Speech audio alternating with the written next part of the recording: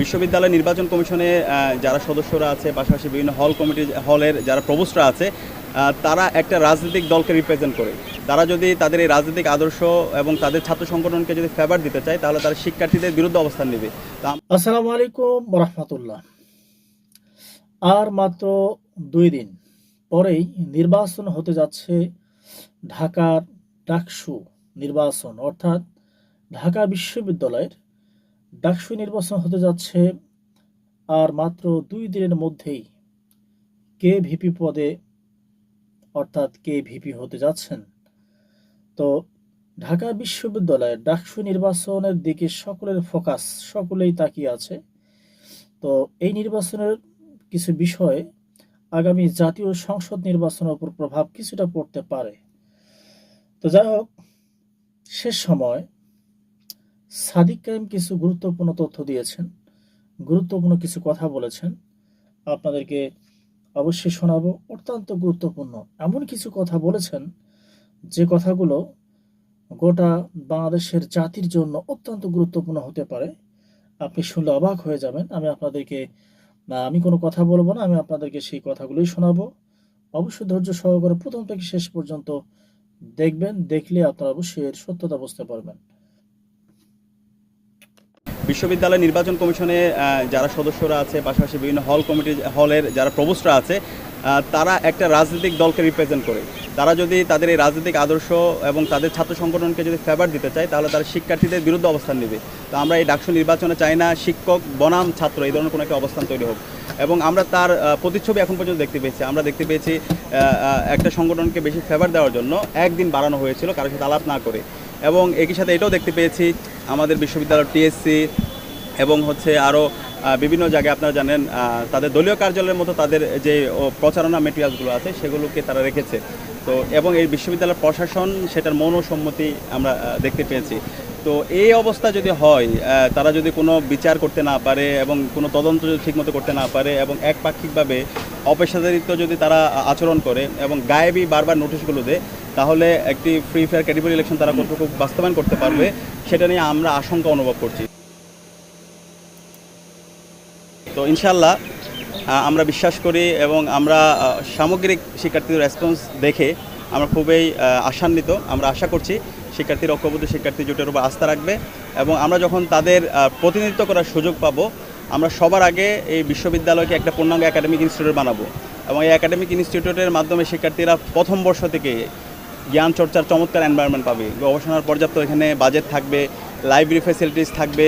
একই সাথে শিক্ষক নিয়োগ যে প্রক্রিয়া আছে সেই প্রক্রিয়ায় আমরা ঢেলে সাজাবো। এখানে মেরিটোরিয়াসের ভিত্তিতে শিক্ষক নিয়োগ হবে এবং আমাদের এখানে দেখতে পাই বিশ্ববিদ্যালয়ের শিক্ষকদের প্রমোশনের ক্ষেত্রে বিভিন্ন দলীয় বিবেচনায় প্রমোশনগুলো হয়, কিন্তু আমরা বলছি এখন দলীয় বিবেচনায় এই প্রমোশন চলবে না। শিক্ষকদের প্রমোশন হবে তাদের একাডেমিক এক্সিলেন্সের ভিত্তিতে এবং একই সাথে তাদের যেই পেপার, তাদের যে জার্নাল সেগুলো পর্যালোচনার মাধ্যমে এবং শিক্ষার্থীরা শিক্ষককে পর্যালোচনা করবে শিক্ষক মূল্যায়নের মাধ্যমে, যেটা এখন পর্যন্ত আমাদের বিশ্ববিদ্যালয়ে আমরা এটা এস্টাবলিশ করতে পারি নাই। তো এই শিক্ষার্থীরাই তাদের শিক্ষককে মূল্যায়ন করবে এবং এটার উপর ভিত্তি করে শিক্ষকদের প্রমোশন হবে। একই সাথে আমাদের যে প্রশাসনিক যে দপ্তরগুলো আছে বিশ্ববিদ্যালয়ে, সেই প্রশাসনিক দপ্তরগুলো দলীয় বিবেচনায় এখানে বণ্টিত হয়। তো আমরা শিক্ষার্থীদের ম্যান্ডেট পেয়ে যখন তাদের প্রতিনিধিত্ব করার সুযোগ পাবো, আমরা এই প্রশাসনিক এই যে আপনার যে সমস্ত নিয়োগগুলো হবে সেই নিয়োগগুলো অবশ্যই শিক্ষকদের লিডারশিপ কোয়ালিটির উপর ভিত্তি করে এবং শিক্ষার্থীদের যে তারা মূল্যায়ন করবে সেই মূল্যায়নের পারফরমেন্সের উপর ভিত্তি করে আমরা ঢেলে সাজাবো।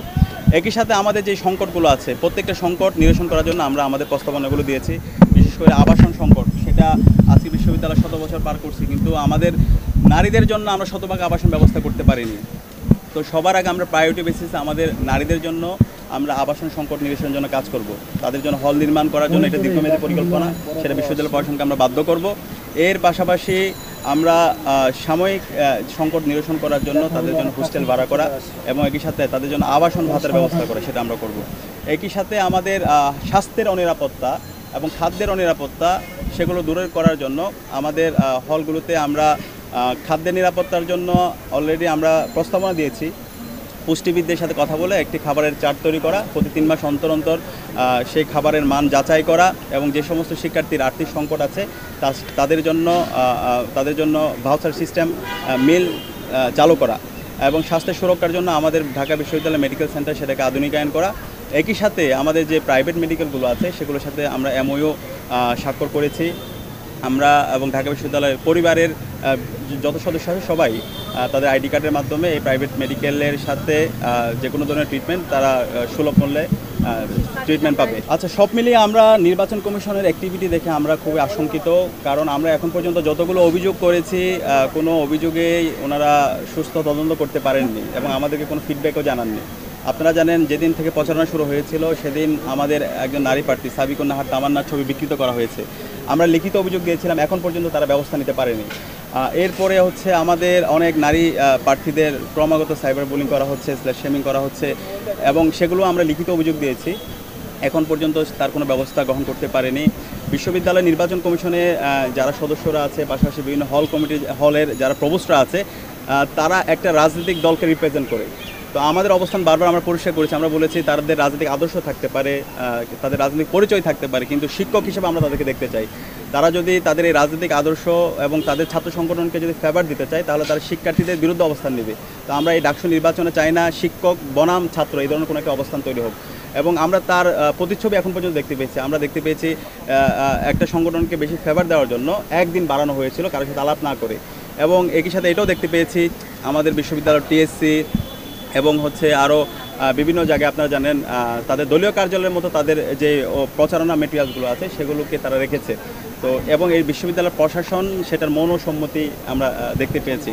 তো এই অবস্থা যদি হয়, তারা যদি কোনো বিচার করতে না পারে এবং কোনো তদন্ত যদি ঠিকমতো করতে না পারে এবং একপাক্ষিকভাবে অপেশাদারিত্ব যদি তারা আচরণ করে এবং গায়েবী বারবার নোটিশগুলো দেয়, তাহলে একটি ফ্রি ফেয়ার ক্রেডিবল ইলেকশন তারা কতটুকু বাস্তবায়ন করতে পারবে সেটা নিয়ে আমরা আশঙ্কা অনুভব করছি। তো সেই জায়গা থেকে আমরা বারবার ওনাদেরকে বলেছি, আমাদের আশঙ্কাগুলো আমরা বারবার জানিয়েছি, এবং একই সাথে আমরা এটাও আশঙ্কা জানিয়েছিলাম এবার সর্বোচ্চ সংখ্যক ভোটার এবং যে পরিমাণ নির্বাচন সেন্টার আছে, মাত্র 8টা সেন্টার, তো সেই 8টা সেন্টারে শিক্ষার্থীরা কতটুকু ফ্রেন্ডলি এনভায়রনমেন্টে তারা ভোট দিতে পারবে সেটা নিয়ে আমরা আশঙ্কা অনুভব করছি। একটা সেন্টারে প্রায় 5,000-6,000 ভোটার, তো ওই এলাকায় যে পরিমাণ কনজেস্ট, আমি যদি আরও স্পেসিফিকলি বলি, আমাদের শহীদুল্লাহ হল, এফএচ হল, 21 হল, এই 3টা হলকে দেওয়া হয়েছে কার্জনে। একই সাথে আবার ওখানে সুফিয়া কামাল হলকেও দেওয়া হয়েছে। প্রায় 10,000-এর মতো ভোটার কার্জন হল এরিয়ায়। তো কার্জন হল এরিয়ায় যদি 10,000 ভোটার এবং একজন প্রার্থীকে 41টা ভোট দিতে হবে, তো সেই সময়, পর্যাপ্ত সময় এবং যে স্পেস, সে স্পেসে ভোটাররা কতটুকু স্বস্তির সাথে ভোট দিতে পারবে সেটা নিয়ে আমরা আশঙ্কা অনুভব করছি। তো সেই জায়গা থেকে আমরা বলেছিলাম ভোটার কেন্দ্র আরও বাড়ানোর জন্য, এবং এর সাথে হচ্ছে এখানে যদি হচ্ছে সবচেয়ে ভালো হয় আমাদের যারা নারী প্রার্থী আছে তাদের জন্য আরও ফ্রেন্ডলি এনভায়রনমেন্ট ইনশিওর করা। আমাদের মৈত্রী হল এবং বঙ্গমাতা হল, তারা ঢাকা বিশ্ববিদ্যালয় ক্লাবে এসে তাদেরকে ভোট দিতে হবে ক্যাম্পাসের থেকে অনেক দূরে। তো তাদের যদি সমাজ কল্যাণ অনুষদ যেটা আছে, সমাজ কল্যাণ ওইখানে ইনস্টিটিউটে যদি তাদের জন্য ভোটের ব্যবস্থা করা হতো তাহলে সবচেয়ে ভালো হতো। সেই কনসার্নটা আমরা জানিয়েছিলাম। তো আমরা যতগুলো কনসার্ন জানিয়েছি কোনো কনসার্নাই তারা নেননি, এবং আমরা যতগুলো অভিযোগ দিয়েছি সেই অভিযোগে তারা কোনো বিচার করতে পারেননি। তো এই অবস্থায় তারা কতটুকু ফ্রি ফেয়ার এবং ক্রেডিবল ইলেকশন করতে পারবে সেটা নিয়ে আমরা আশঙ্কা অনুভব করছি। আমরা এই জায়গায় বারবার আমাদের অবস্থান পরিষ্কার করেছি। আমরা বলেছি আমরা শিক্ষার্থীদের ডোর টু ডোর যেতে চাই, শিক্ষার্থীদের আকাঙ্ক্ষার কথা শুনতে চাই, শিক্ষার্থীদের প্রত্যাশাগুলো শুনতে চাই। কিন্তু কোনো বড় নেতা এলাকা থেকে ফোন দিয়ে কোনো শিক্ষার্থীকে বাধ্য করা, এটা একটা ফেসিবাদী কায়দা, এবং আমরা ঢাকা বিশ্ববিদ্যালয়ের শিক্ষার্থীদের এই ব্যাপারে আমরা কনফিডেন্ট। কেউ কাউকে ফোন দিয়ে ভোট দিতে বাধ্য করা অথবা হচ্ছে কাউকে পরিচিত করা, এই ধরনের যারা কাজ করতেছে আলটিমেটলি তারা নিজেদের ক্ষতি করতেছে। বিশ্ববিদ্যালয়ের শিক্ষার্থীরা সৎ, যোগ্য যে প্রার্থী তাকে ভোট দিয়ে তাকে নির্বাচিত করবে, এবং আমরা বিশ্বাস করি ঐক্যবদ্ধ শিক্ষার্থী জোটের আমরা যারা আছি, বিশেষ করে যদি আমার কথা বলি, আমরা যে জুলাই বিপ্লব এবং জুলাই বিপ্লব পরবর্তী 1 বছর জুড়ে যে শিক্ষার্থী বান্ধব এবং ছাত্র বান্ধব কাজের সাথে আমরা জড়িত ছিলাম, এবং আমাদের যে সততা, দক্ষতা এবং ইন্টিগ্রিটি আছে, শিক্ষার্থীরা আমাদের উপর আস্থা রাখবে, এবং শিক্ষার্থীদের আমরা যখন প্রতিনিধিত্ব করার সুযোগ পাবো, শিক্ষার্থীদের যত সংকট আছে প্রত্যেকটা সংকটকে আমরা অ্যাড্রেস করব, এবং তাদের যে স্বপ্নের ক্যাম্পাস, সেই স্বপ্নের ক্যাম্পাস বিনির্মাণ না হওয়ার পর্যন্ত আমরা থামবো না, আমরা আমাদের লড়াই চালিয়ে যাব। আমরা যদি দেখেন আপনারা শিক্ষার্থী বান্ধব যতগুলো কাজ ক্যাম্পাসে, সবচেয়ে বেশি কাজের সাথে আমরা জড়িত ছিলাম। সেটা বলতে পারেন ওয়েলফেয়ারমূলক কাজ, সেটা বলেন ফিজিক্যালি চ্যালেঞ্জ যারা আছে, অদম্য মেধাবী সংবর্ধনা, তাদের দাবি দেওয়াগুলো বিশ্ববিদ্যালয় প্রশাসনের কাছে উত্থাপন করা। আমরা যে আজকে স্বপ্নের ক্যাম্পাসের কথা বলেছি, সেটা 1 বছর আগে আমরা 63 দফা সংস্কার প্রস্তাবনা দিয়েছিলাম। সেই সংস্কার প্রস্তাবনাগুলোর একদম সব কিছুই ছিল, এবং আমরা বলছি জুলাইয়ের শহীদদের আকাঙ্ক্ষাটাকে আমরা ছড়িয়ে দিতে চাই। জুলাইয়ের শহীদদের আকাঙ্ক্ষা বিনির্মাণ করা এবং শহীদ পরিবার, আহত পরিবারের কাছে যাওয়া, কালচারালি এটাকে রিলিভেন্ট করা এবং কালচারাল ফেস্টিভালের বিরুদ্ধে প্রতিরোধ জারি রাখা, সেই কাজের সাথে আমরা জড়িত ছিলাম।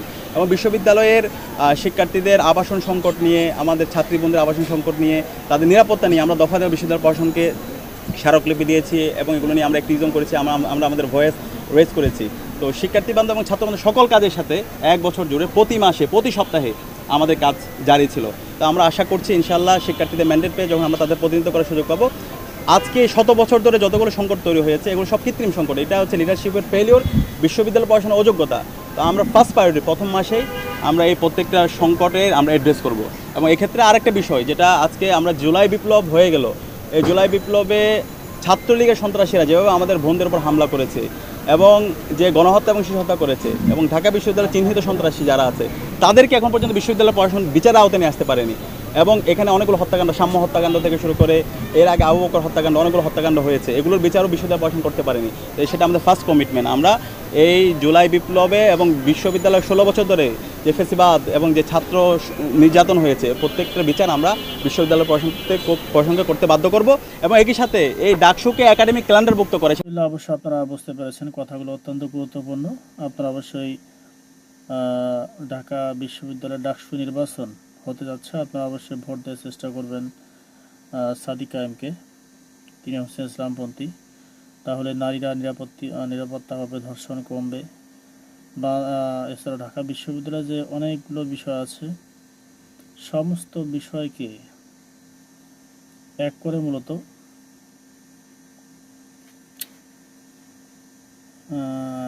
সাদিক কায়েম যে কথাগুলো বলছেন গুরুত্বপূর্ণ কথাই বলতেছেন। তো যাই হোক, ভিডিওটি এই পর্যন্ত ছিল।